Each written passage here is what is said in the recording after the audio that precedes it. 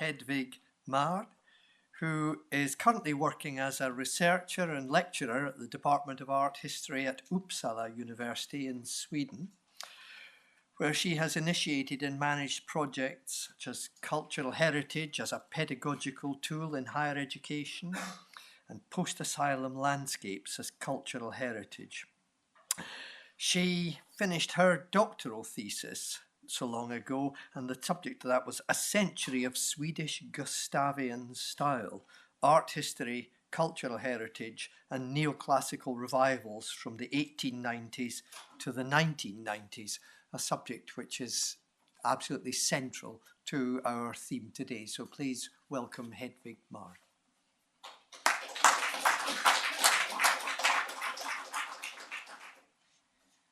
Thank you, and thank you, Paul and Bard Graduate Center, for inviting me. I'm very happy to be here today. So this is my topic, the Gustavian revival in Sweden. And the Gustavian style is a neoclassical style, and it has been systematically embraced by the official heritage institutions, including the academic discipline of art history. And furthermore, this style has been used to promote certain aesthetic and commercial arguments concerning national identity, and also idea about the ideal home, about taste, about class. And you might go so far to say that it's the go-to style if you want to present Sweden abroad, together with functionalism, of course. And this style has been claimed by the elite. However, it has also been popularized, revived, and recognized and used by the many. And it's possible to argue that it has become a neutralized and dominant way of understanding Swedish heritage and part of an authorized heritage discourse. And this is what it might look like. As I said, it's a neoclassical style, and it's dating back to the second half of the 18th century. Here you can see a typical example from a manor house in the west of Sweden. And the style is comparable to the French Louis XVI or the Georgian in the UK. And in Sweden, it's named after the King Gustav III. And the period goes during the reign of Gustav III and his son, Gustav IV Adolf. And but you could also say that it sort of started in the 1760s and sort of kind of ended in the 1810s, depending on how you see it. But it's usually dated in between those two dates. This paper focuses on how and why the Gustavian style was integrated within the modernist project, and also the furniture design from the 1930s and onwards, and its intimate links with neo-functionalism in the 1990s. Let's see. So, the debate and controversies in this presentation was set against a number of publications, also exhibition catalogs, educational projects, and exhibitions. And I would specifically like to mention Forum and Möbelvärlden, as well as the Modernist Manifesto Acceptera, published in 1931. And these were all publications with the outspoken ambition to change the views of the readers and to further a specific discourse around taste and style. And in all of these three publications, you will find illustrations, mainly photographs, which play an important role in the mediation, also concerning period furniture. And many of them, they are funny, they are ironic, but they also pinpoint the main issues in the debate and the main arguments. Forum and Acceptera, they represented a more radical, outspoken spokesman for the functionalist style. And Forum was and still is an important arena for professional debate in Sweden, acting as the official publication of Svenska Slöjdföreningen, translated to the Swedish Association for Crafts and Design. And in the editorial text of Forum, we find mostly propaganda for functionalism. But if we look at the advertising, as you can see here, there is a different story. There you have advertising actually reflecting what was produced at the time.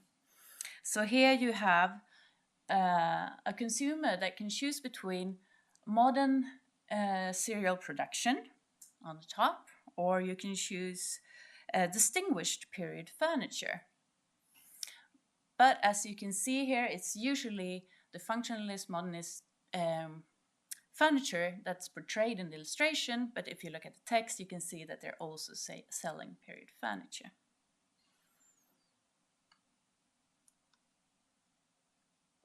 So the journal Möbelvärlden, that's like furniture world, on the other hand, represented the producers, distributors and retailers of furniture in Sweden, and it was published from the 1920s to the 1970s. And it reflected the mix of traditional craft, modern serial production, functionalist ideals, and also the sizable production of period furniture that characterized this period. Möbelvärlden reprinted texts from a variety of professional journals and exhibition catalogs. And the opinions presented in the journal were more varied and closer to the heterogeneous position of the producers than you would find in Forum, for example. Precision in serial production and historicism were both of interest to the editors of Möbelvärlden. And it's not uncommon to find a photograph of a historical object or site next to advertising for that promoted the latest machine, as you can see here. And the surprising number of covers of the journal Möbelvärlden specifically featured 18th century furniture and interiors, including Chippendale and Hepplewhite. And this front cover from 1945 features a Gustavian chest of drawers, an original from the 1780s, and it's in the collection of Nordiska Museet. And it was also used for serial production as the model for it. And we will return to this collaboration between museums and furniture production a little bit later on.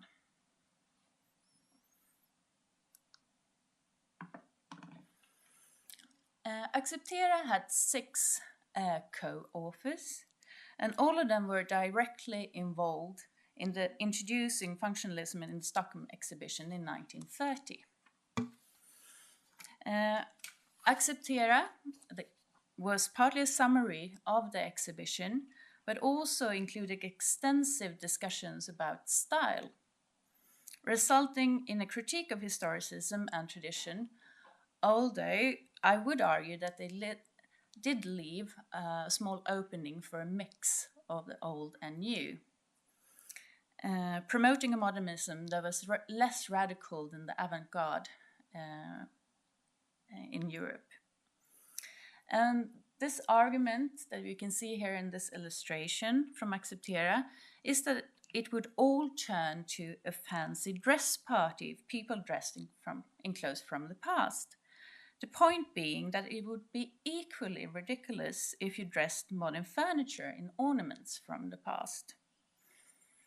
Furthermore, the authors of Acceptera describe period furniture as the result of an overdeveloped knowledge about the past and interest in history.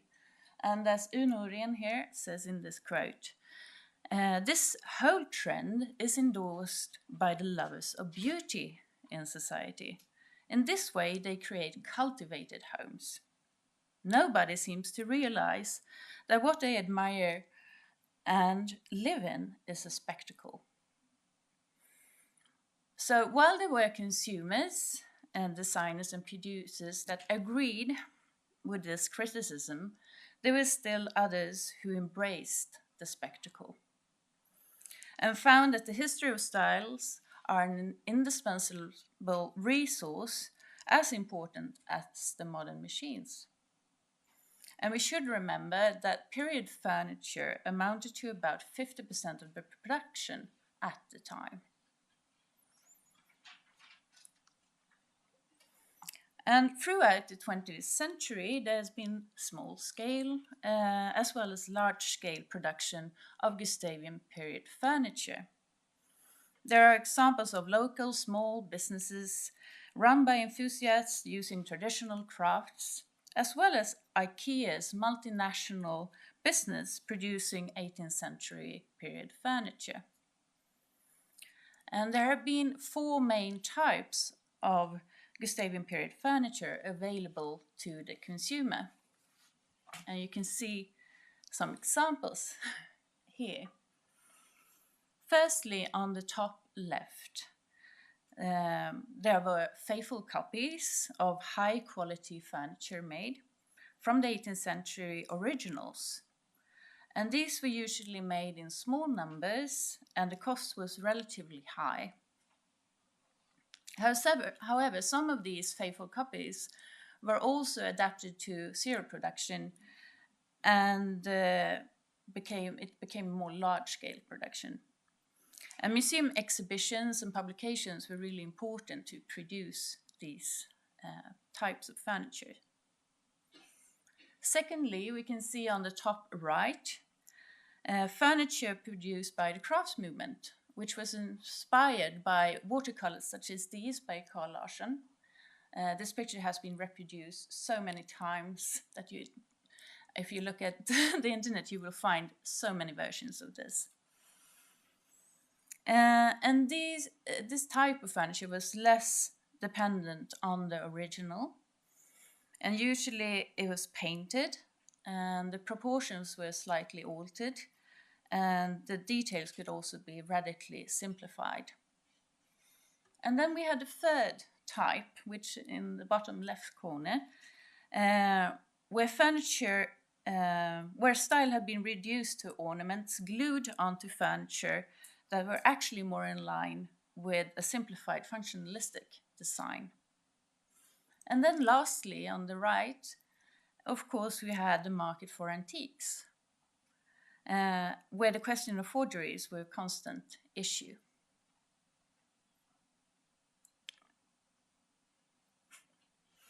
So, in 1930, same year as the Stockholm exhibition, there were many in the audience watching the game who asked themselves whether the giant of functionalism that you can see in the illustration here, or the boxer representing the old style, would win.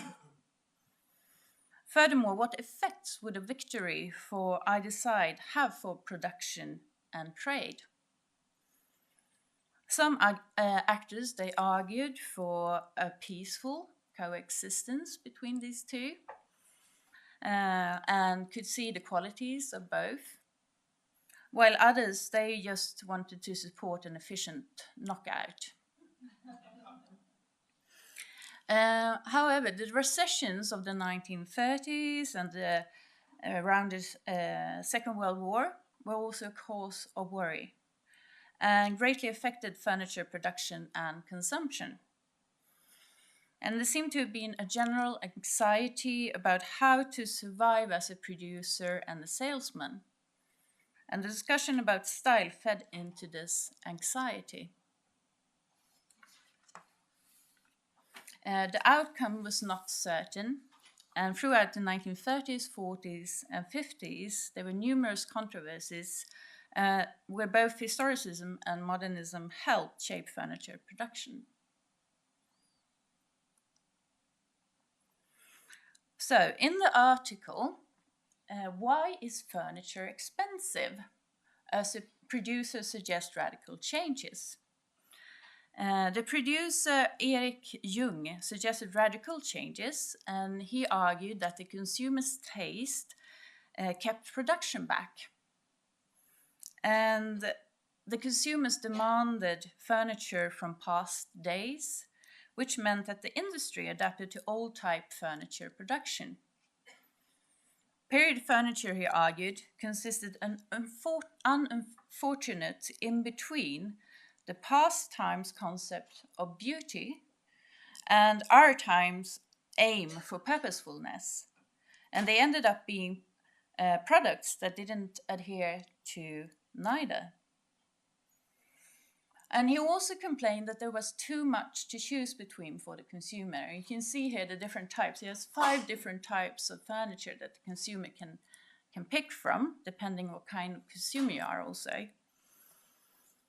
And he argued that period furniture, which is category number 3 here,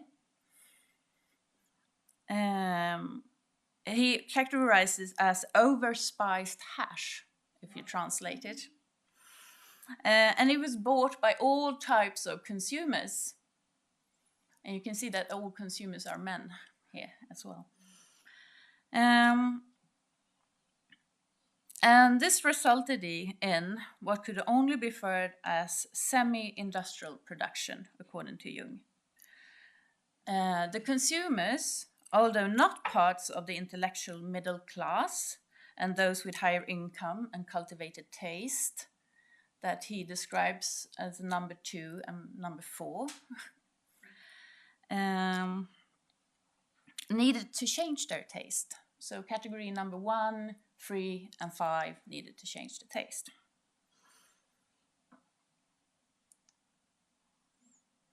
Ideally, only number 2 and number 4 should be produced. These would be suitable to all consumers.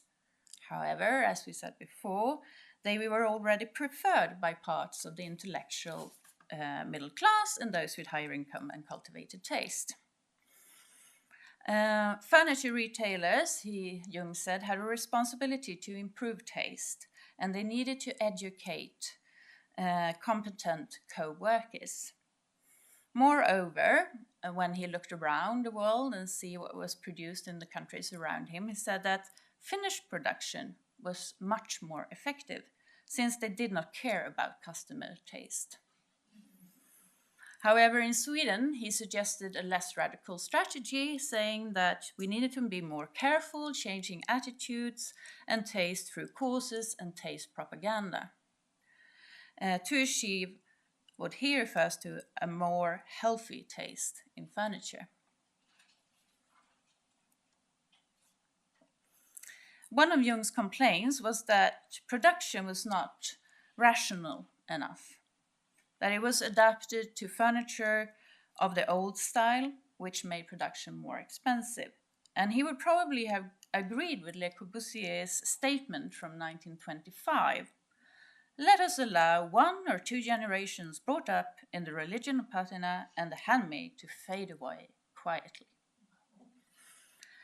Le Corbusier's machine classicism and modernist agenda resonated also in Swedish furniture production, and generally modernists call for a machine-based serial production as Jung did. However, the difference was not always easy to define, and it was quite common that functionalist furniture was at least partially handmade. The various actors in the industry seem to have experienced that they were active at a moment of radical change, in both style and mode of production. And the style that happened to include a transition from handmade suits to furniture to serial production and lower prices. However, for a long time production included both. And this illustration from Acceptera highlights the different aspects of serial production of period furniture relevant to the functionalist movement. Firstly, it illuminates what the critics claim to be a false feeling of authentic craftsmanship associated with period furniture. This type of furniture could not own an originary authenticity, since it falsely claimed to be handmade. As we can see here, machines were used. Secondly, the picture illustrates and supported the argument that there were in fact close links between handicraft and the industrial production, and that the use of machines was not the biggest difference, but rather it was the design that was produced that made a difference.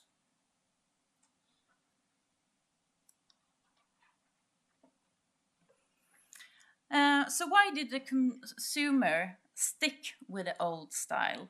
According to Jung, they needed to develop their taste, and he was far from alone in this opinion.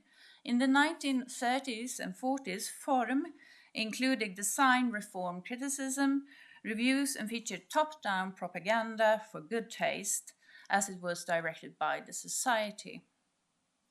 The editor of Möbelvärlden described the Society for Crafts and Design as a strong force supported by the Swedish government, which couldn't be ignored, since it was the voice of official understanding of good taste.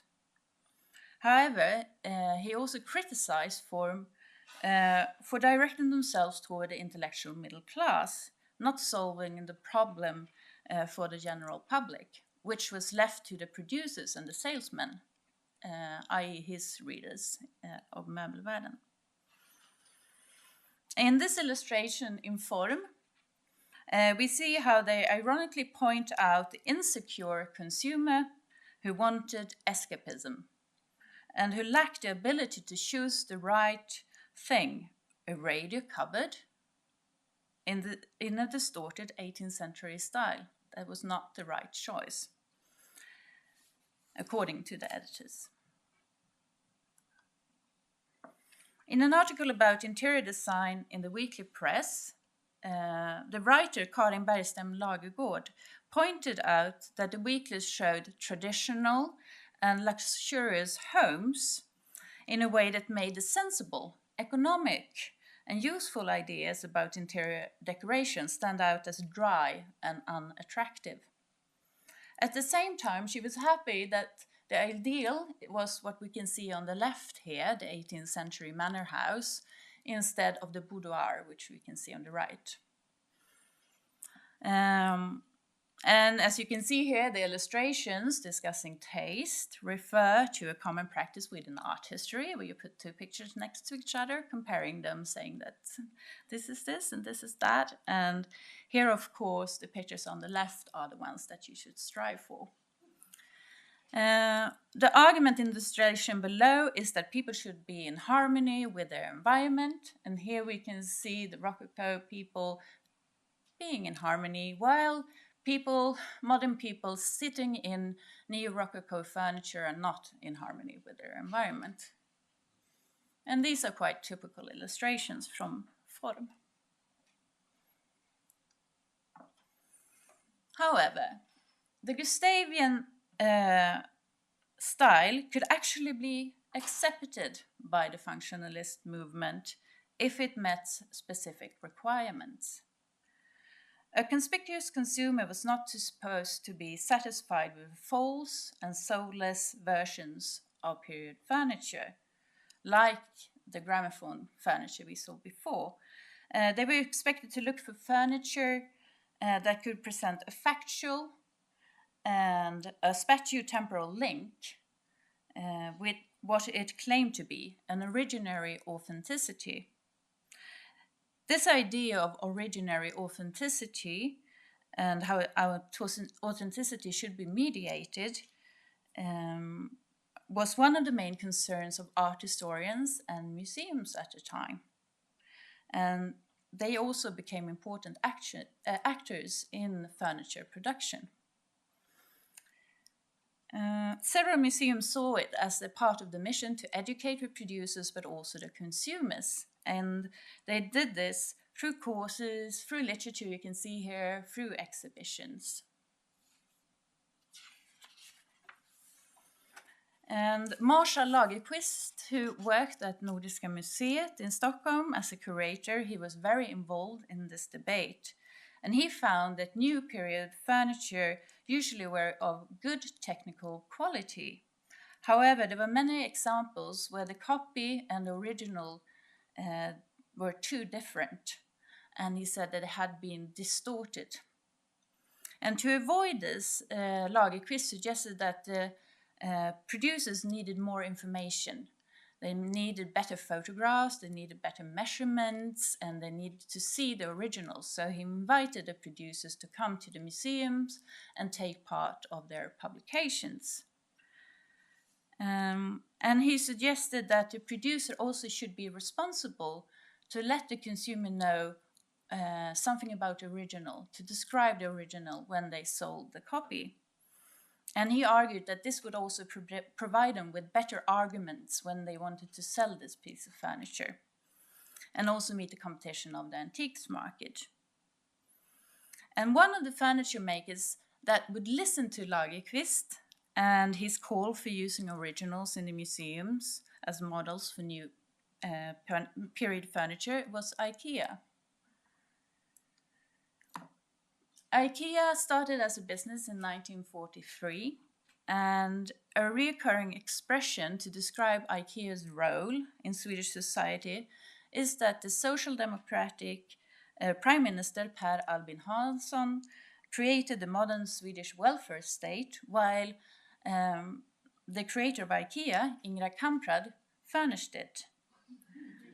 And this might have an ounce of truth to it, but it's also a nostalgic reference to Sweden in the 1930s, 40s, 50s, and 60s.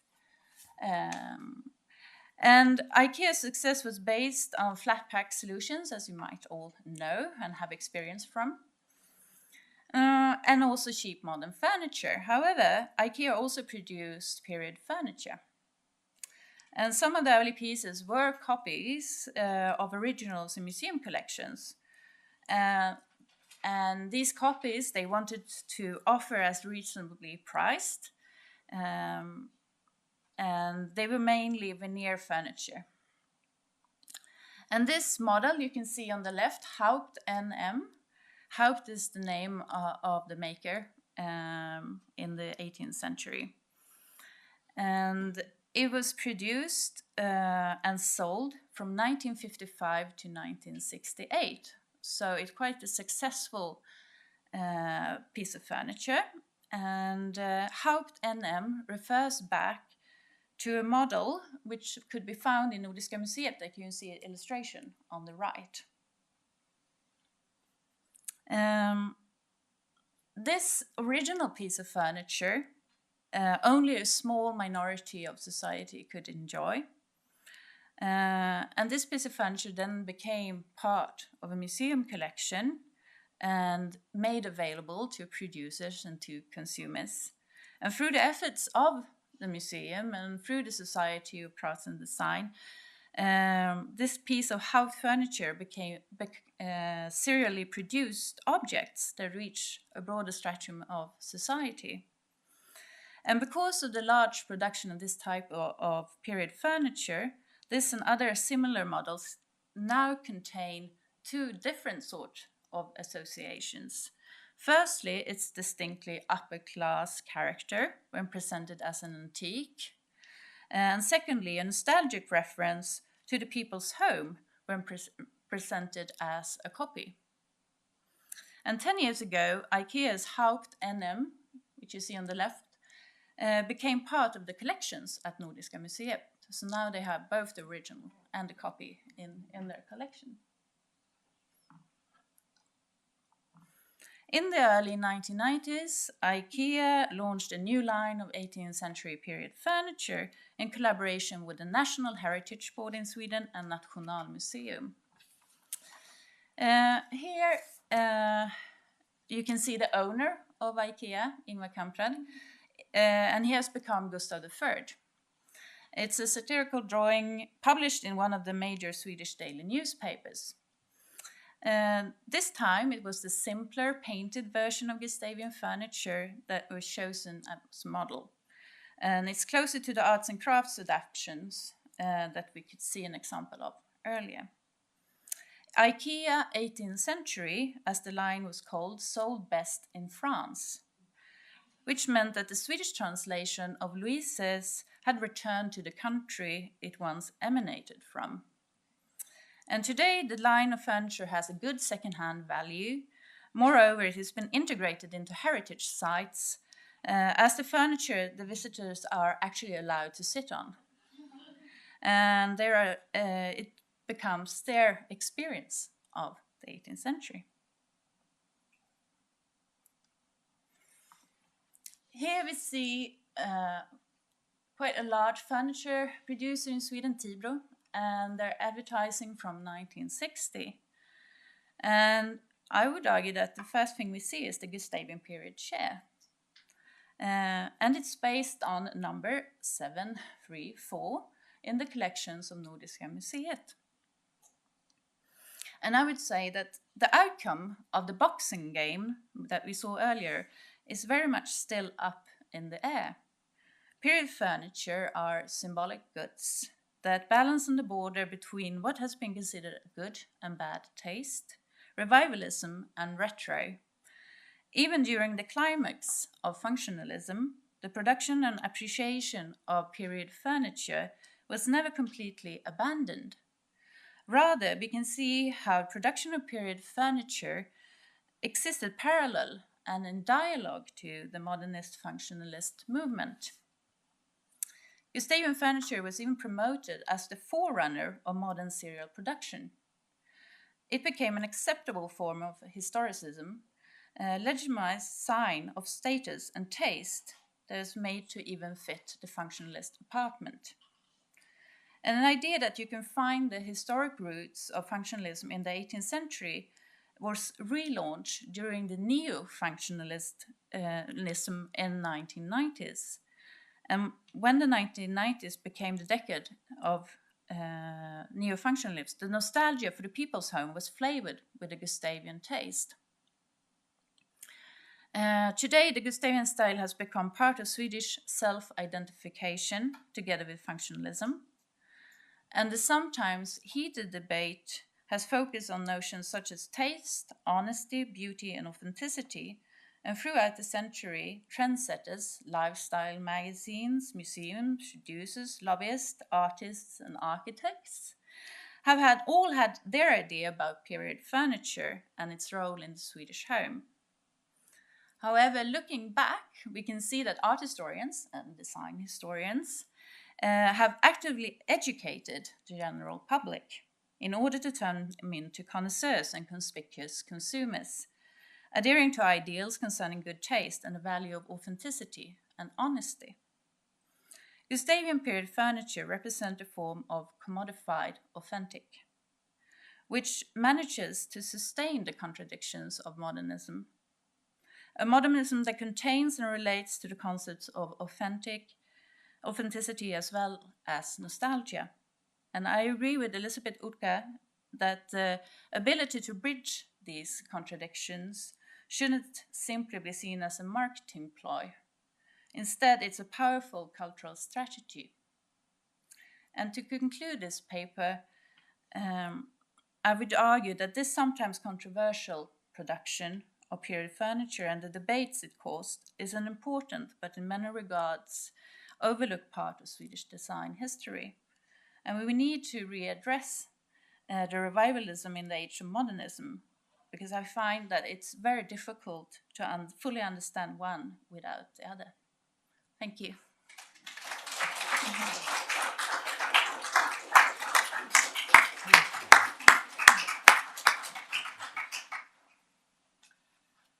Now we have just a couple of minutes for questions. I was reminded when Hedvig was drawing that to a close, talking about the direct link between 18th century Swedish furniture and modern functionalist furniture. That's quite a trope in a number of other areas. There's a big debate in Germany about the relevance of Biedermeier furniture in the early 20th century.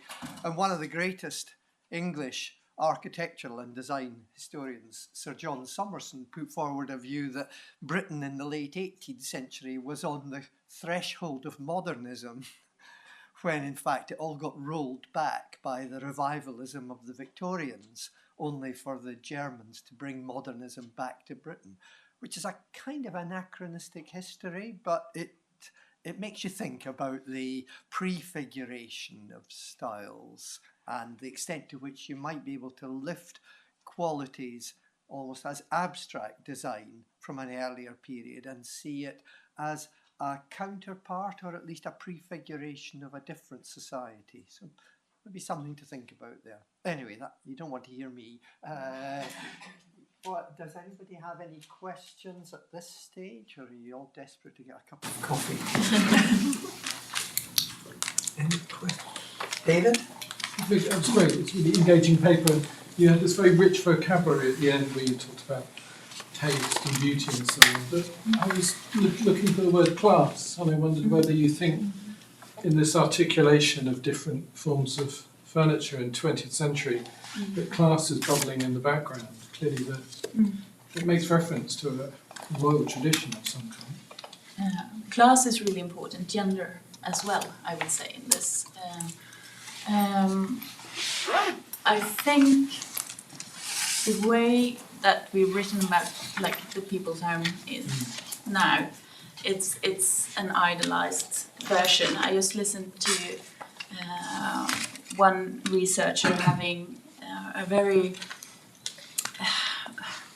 firm belief in and trust in the functionalist movement, and that it was so all-encompassing. But you can see all the time, if you look at the debates that are there, that they're always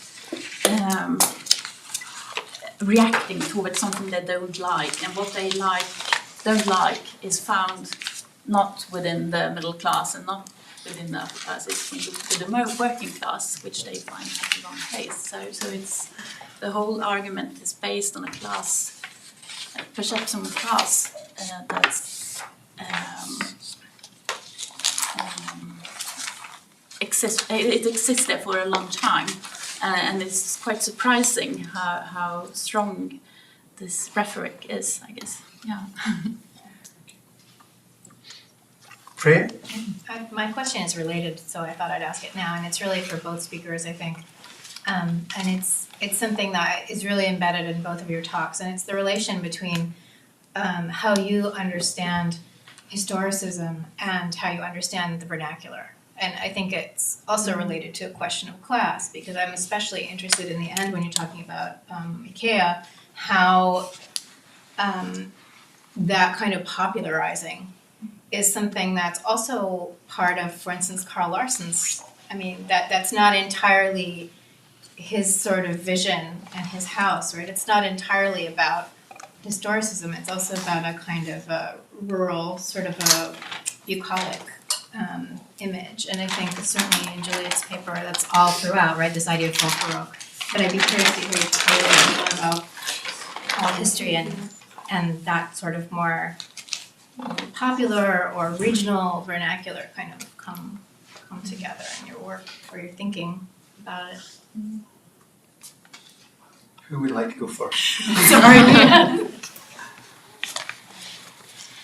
Well, you can see it, for example, at Nordiska Museet, which this chair comes from.